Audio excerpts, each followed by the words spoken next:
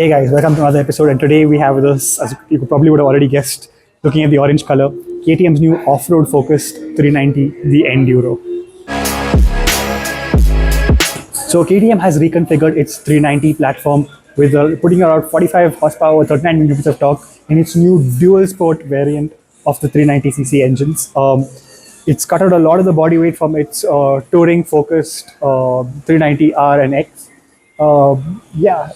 This is a much more off-road focused, a smaller fuel tank, as you can see, a narrower bike, and a lot more suspension travel. An off-road focused beast. So on the Enduro, what we see is KTM's patented tires, which you see it's a step away from the X and the S variants, where you have a block pattern tires, a little more narrower on the front. Where you have a 17-inch rim on the X and the S. Here you get an 18-inch rim to manage that more off-road capability, that more raw power on the bike. Again, tubeless spoke rims. KTM's getting this right. What we have standing side by side is the Enduro and the Enduro R, or to put it simply, the Indian spec versus the international spec. Two key differences which sets these motorcycles apart. The suspension travel. So we have a 200 and 205 suspension travel on the Indian spec, whereas it's a 230 230 suspension travel on the international version. And the seat height, the Indian version is a little more accessible with a 860 seat height, whereas the international version has an 890 so a much taller, a much more off-road focused seat height on this bike. So hopping on the Indian variant first, this is the slightly lowered bike, more accessible to the Indian market, 860 So what you can see is almost flat footing on either side, a lot less suspension travel. It's around 200 and 205 suspension travel, very accessible for the Indian roads. I'm around 5'9" to give you a bit of context. So yeah, I'm able to flat foot this on both sides. Again, it is a dual sport variant, so you will expect a little more lift in your heels on either side of the bike. But overall, very, very, very comfortable. So, hopping on the international variant, or the Enduro R, so as to speak, we are immediately greeted by a much more aggressive rider's triangle. You're almost on the fuel tank, as it were. A 230 suspension travel on the back and the front, and an 890 seat height. Way, way more aggressive. As you can see, I'm on my tiptoes on either side. But if I were to lean the bike over, as you would in a dual sport riding stance, on one foot, it's very comfortable. You barely feel the weight of the bike. And so, although it does seem a little aggressive to hear the 290 seat height for shorter riders, if you are an experienced rider, this will feel like a breeze. So let's take a look at the instrument cluster on the Enduro. As you can see, it's a wide handlebars which come with these stock handlebar guards. In the front, you have a dedicated ABS on and off button over here. So if you long press this, your ABS goes on and off. You have your toggle switch for your menu controls over here, indicators and horn, your kill switch and your power on this side. As you can see, the screen is a lot more smaller than the other KTMs. This is a very minimalist display. Let's turn on and have a look. Right, so you get a massive alert for your side stand being on. Here's your instrument cluster. Heading into your menu, you have your options to turn your ABS on, off. You have your traction control on and off. Your ride modes. Heading to ride.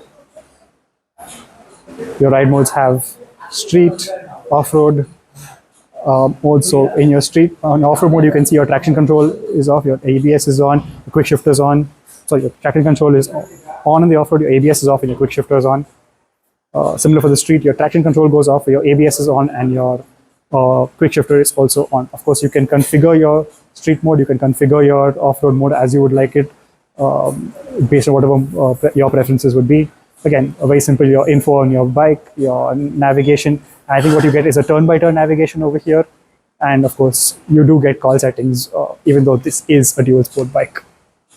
Again, dedicated off-road ABS on button. Again, love that for this bike, for this spec of the bike.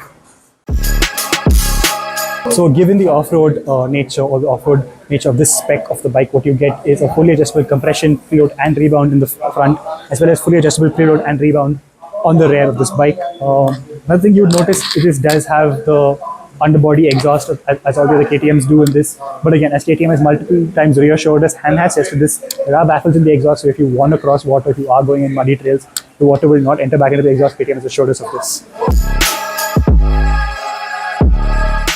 So walking you through quality, quality is something that hits the Indian market's minds like a buzzword, and we see a lot of plastic on this bike. What KTM has done over here is that given the off-road nature of this bike, again, they have made molded colored plastic. So this is not painted, and the white, and neither the orange is a painted color on this bike.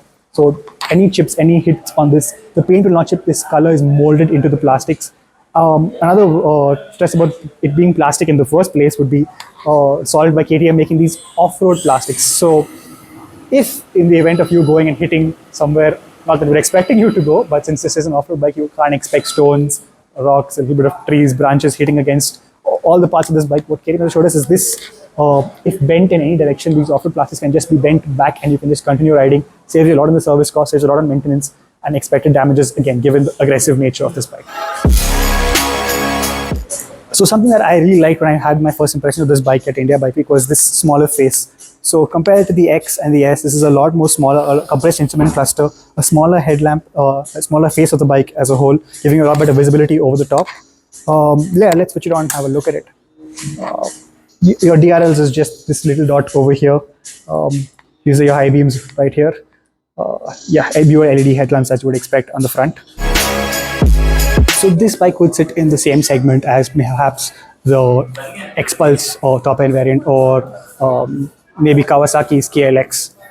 However, it sits in the sweet spot between the two, wherein you have the enhanced feel and enhanced torque of a KTM without the extended price band that you would see on some other bikes. This sits at around 3,38,000 for the Indian variant and a small 20,000 premium for the international variant if you would like that enhanced seat height and enhanced suspension travel, was around 3,52,000. So what the showroom has informed us is that these will only be delivery pieces. You will not be able to take a test ride of these bikes. However, you do know what the 390 engine is, you already know what the platform is.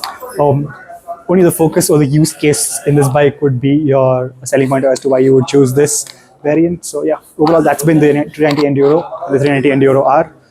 Come take a look at it. Personally, it's one of my favorites in this segment. So yeah, see you guys in the next one.